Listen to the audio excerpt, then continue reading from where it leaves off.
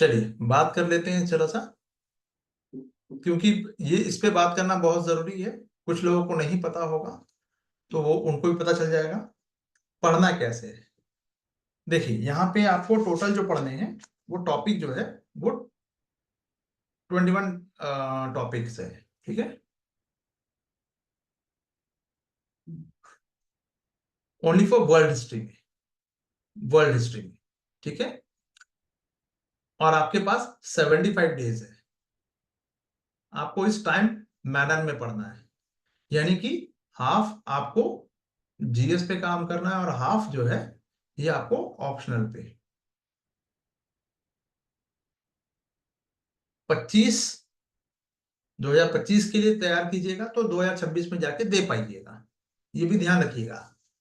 आप सोचिएगा कि इसको आराम से पढ़ ले और सारी चीजें कर लेंगे, तो ऐसा नहीं होने वाला। तो इसके लिए एक, क्योंकि पढ़ने के लिए जीवन भी कम पड़ जाएगा, यूपीएससी का सिलेबस ऐसा है। तो इसमें आपको सबसे पहले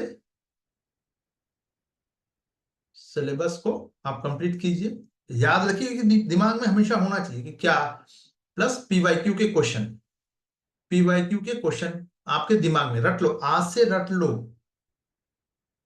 अब मैं आप लोगों पे बहुत ज्यादा भरोसा नहीं कर पा रहा हूं, to be very frank, honest review दे रहा हूं। इतने दिनों में आप लोगों में से एक भी व्यक्ति ने मेरा विश्वास जीता, जितना तो छोड़ो और कम ही किया है।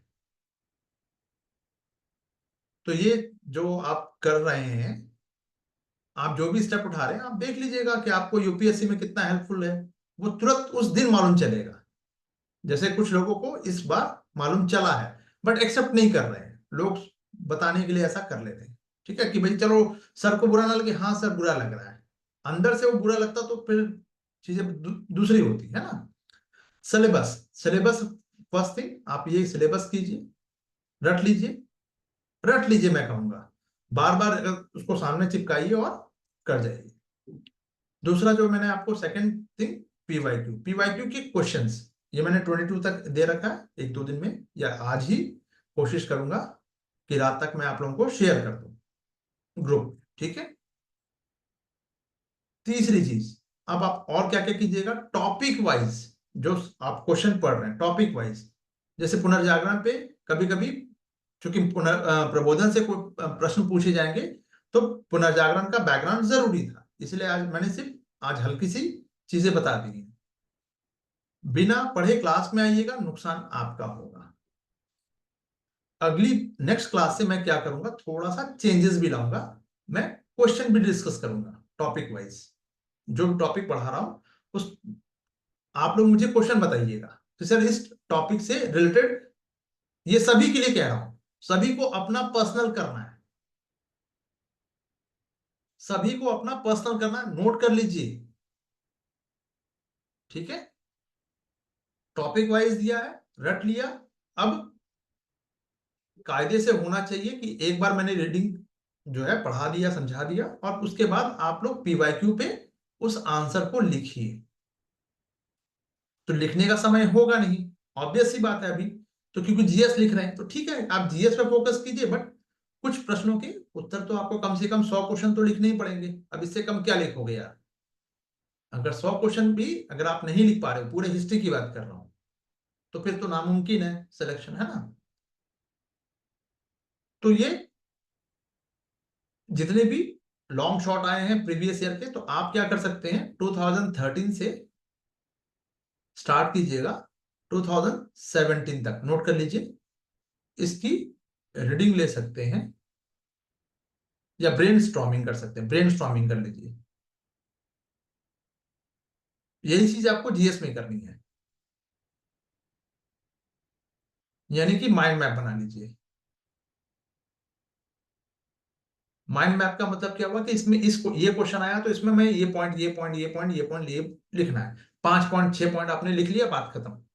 यही सोचना है, उसको लिख लिया, उस क्वेश्चन के जगह पे नीचे छोटा सा, यानी एक, मान के चलिए कि एक 4A का पेपर है, मान लीजिए ये आपका 4A का पेपर है, तो हाफ कर दिया, एक क्वेश्चन लिखा और उसमें वो पॉइंट लिख दिया, फिर दूसरा क्वेश्चन, बस आपको इतनी जगह मिल रहा है, आप ऐसे मान के चलो। तो पॉइंट में लिखना है, ब्रेनस्टॉर्मिंग में ये सफिशिएंट है। ये बात समझ में आ गई सबको? ये चीज आप जीएस में भी कर सकते हैं, एज इट इज कर सकते हैं, 13 to 17। अब आइए 18 to 24। अब देखने में मजा आपको लग रहा होगा कि अरे सर ये तो कमजोर वाली बात है। इसको पूरा लिखना पड़ेगा, यानी कि हर क्वेश्चन को जा जाके आपको टाइम बाउंड मैनर में लिखना है। ठीक है, ये हिस्ट्री ऑप्शनल की बात कर रहा हूं। मेंटरशिप की जो क्लास अभी 2-2:30 बजे होगी, 2:30 से 4 बजे तक, 1.5 घंटे की, उसमें जीएस के बारे में बात होगी। अभी हम बात कर रहे हैं ऑप्शनल की। ये आपको पूरा टॉपिक वाइज लिखना पड़ेगा, इससे कम में बात नहीं बनेगी। मैंने अगर 300 नंबर लाना है, अच्छा बाय द वे 298 मार्क्स जो है अभी तक का हाईएस्ट मुझे जो पता चला है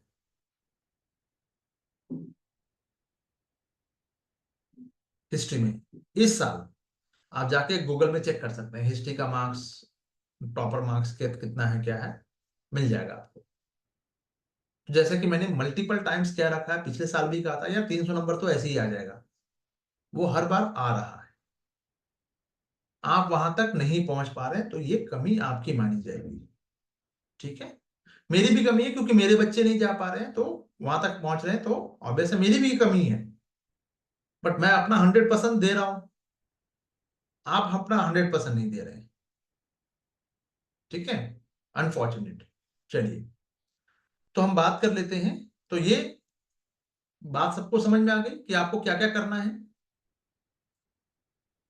अच्छा, ईमानदारी से बताइए, आप लोगों में से कितने लोग जो थे जिन्होंने अभी पढ़ के आए हैं टॉपिक को?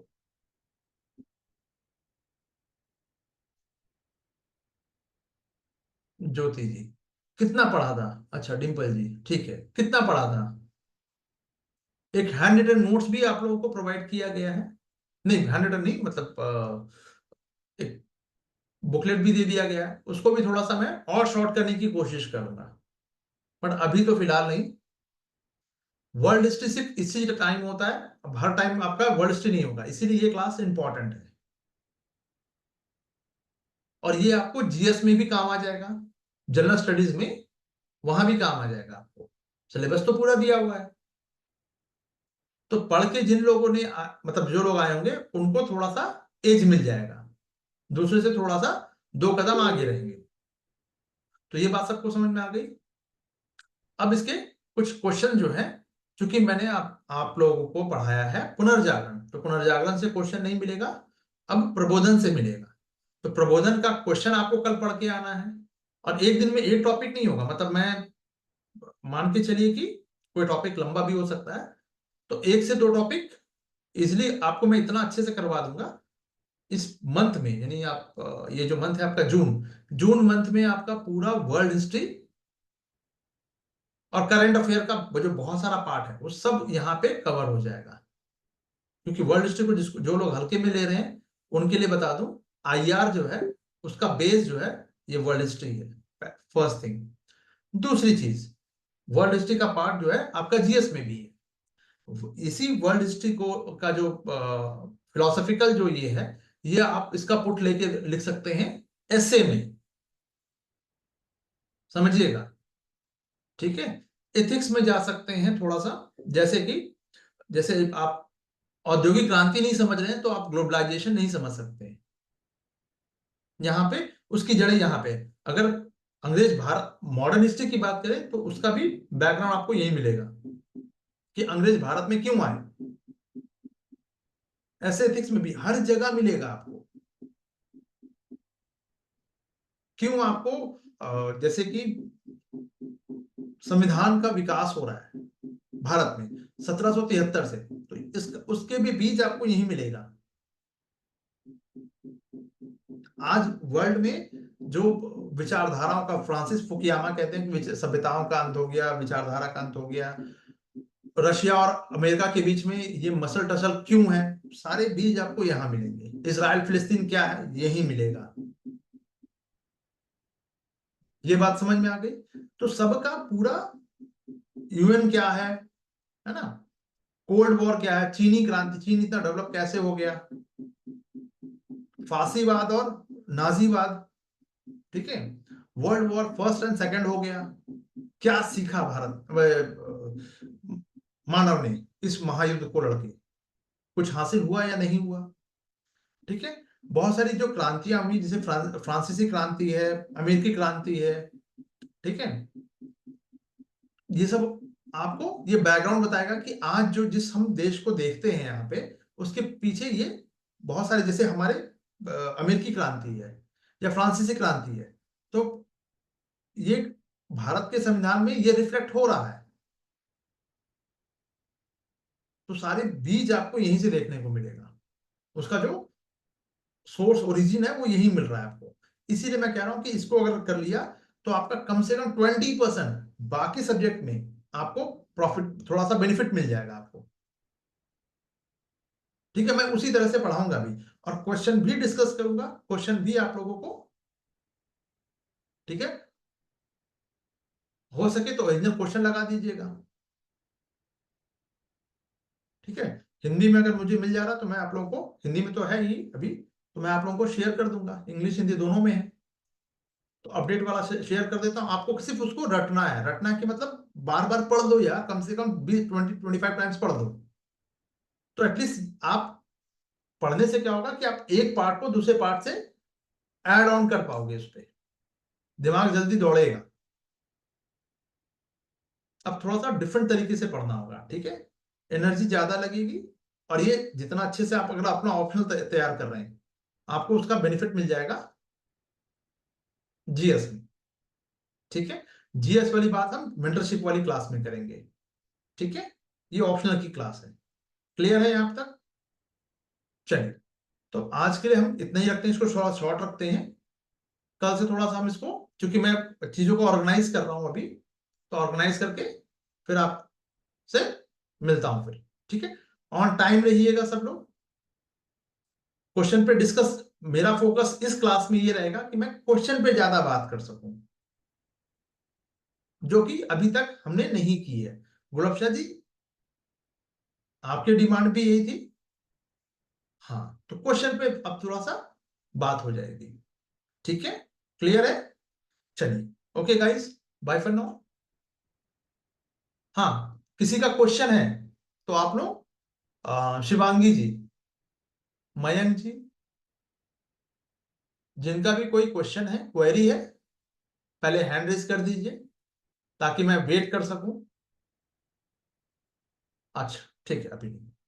कोई भी क्वेश्चन हो आप ग्रुप में पोस्ट कीजिएगा, हिस्ट्री वाले ग्रुप में, करंट अफेयर वाले में नहीं। करंट अफेयर का ग्रुप अलग है, हिस्ट्री ऑप्शनल का ग्रुप अलग है, मेंटरशिप का ग्रुप अलग है, तो सब में अलग अलग जिसका जो क्वेश्चन होगा वो वहां पोस्ट करें, ठीक है।